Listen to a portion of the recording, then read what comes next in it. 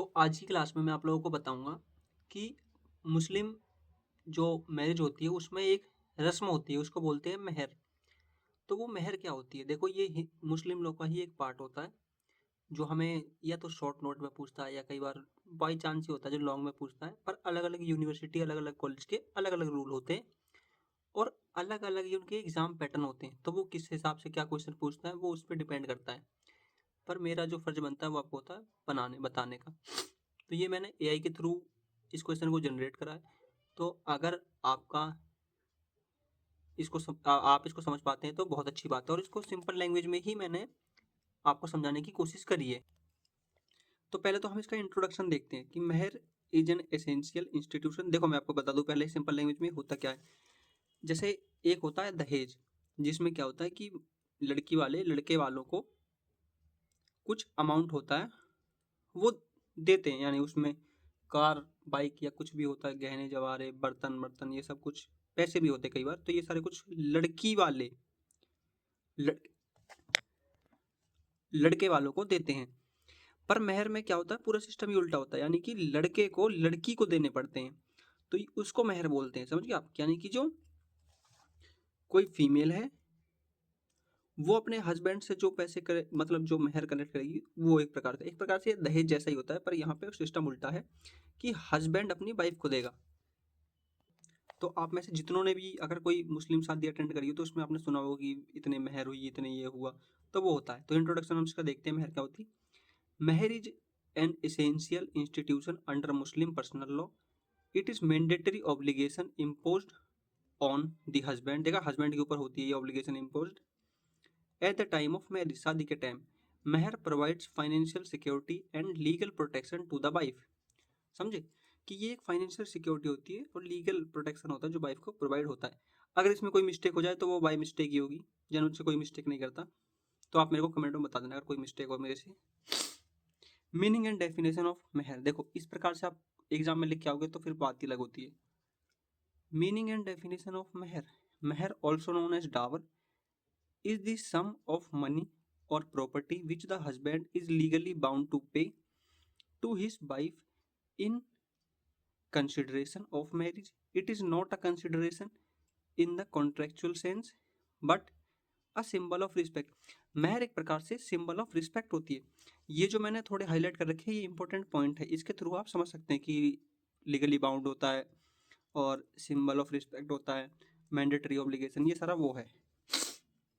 अब legal nature इसका क्या है। Mehr is a legal right, it become a debt on the husband. Non payment of Mehar does not invalidate the marriage. I am sorry, अभी office में ना काफ़ी सारे बच्चे आ गए थे तो इस वजह से मेरे को थोड़ा उनको टाइम देना पड़ा, पर हम क्लास कंटिन्यू रखेंगे। तो मेहर एक लीगल राइट है। It become a debt on the husband, ये हस्बैंड के ऊपर ही होता है सारा। Non payment of Mehar does not invalidate the marriage. इसका मतलब ये नहीं है कि अगर मेहर नहीं दी गई तो फिर वो शादी वैलिड नहीं रहती, या जो भी आप समझना चाहें। अमाउंट ऑफ मेहर मतलब मेहर का कैसे होगा सारा का सारा, कि कितनी हमें देनी है। Muslim law does not prescribe any maximum limit for mehr, मतलब कोई बहुत ज़्यादा इसकी लिमिट तय नहीं है। पर अधिकतर लोगों का मानना होता है कि 10 दिरहम जो होते हैं उसके हिसाब ही, उससे कम या उससे ऊपर ऐसे कुछ होता है कि मतलब 10 दिरहम, आप याद रखना कि 10 दिरहम की कुछ होता है। द अमाउंट ऑफ मेहर depend on status of the wife, यानी वाइफ के स्टेटस पे डिपेंड करता है। Custom of the family, family का क्या रीति रिवाज है, कस्टम है। अब कस्टम से जो कनेक्ट करना चाहें वो कर सकते हैं कि ये मुस्लिम लॉ का एक सोर्स भी होता है कस्टम। तो कस्टम ऑफ द फैमिली, ठीक है।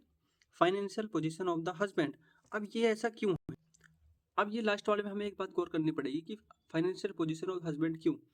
वो ऐसा है इसलिए कि देखिए, अगर कोई आदमी है, वो एक नॉर्मल फैक्ट्री में काम करता है और उसकी वाइफ है, वो बहुत ही अरबपति की है, तो वो सोचेगी कि मैं इससे कुछ महंगी कार जैसे रेंज रोवर टाइप की, पर वो आदमी तो बेचारे उसने तो कभी ऑल्टो भी नहीं देखी, तो वो कैसे होगा। तो फाइनेंशियल पोजीशन भी देखी जाएगी कि हस्बैंड की कि क्या पोजीशन है उसकी, वो दे सकता है। ये हस्बैंड की स्पेलिंग गलत है, ये हस्बैंड हो गया, ये यहाँ पे ऐसे। तो आप थोड़ा इसका भी ख्याल रखिएगा। तो ऐसे करके होगा सारा का सारा, मतलब कि ऐसा नहीं कि कुछ भी मांग लिया, मतलब एक लिमिट हो उसकी।